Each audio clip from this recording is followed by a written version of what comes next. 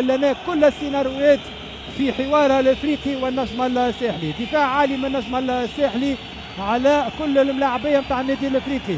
مازالوا 16 ثانيه، 57 56. جريتا في الهجوم وجريتا في الدفاع. النجم الساحلي خايف انه يعمل خطا والرميات الحره، يحب انه يقص الكره دون اخطاء. مازالوا 7 ثواني في الهجوم والخطا معلن من رياض الخلادي لفايت النادي الافريقي ولفايت كايل فينيلز.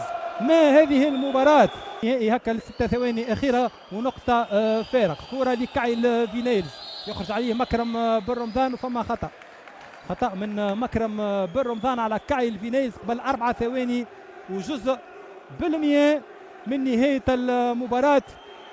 تعرفوا النجم الساحلي قبل بعض الثواني يحب يقص الكرونومتر، يعمل الخطأ على أمل أنه تضيع الرميات الحرة وياخذ البوزيسيون الأخيرة قبل ثواني من نهاية المباراة.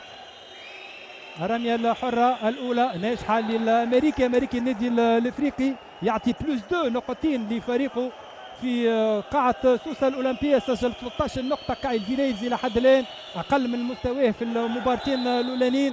والتعويض يخرج شنوفي ويدخل المختار غيازة. 59 56 4 ثواني في توقيت المباراة. باش يحاول يسدد بثلاث نقاط النجم الساحلي.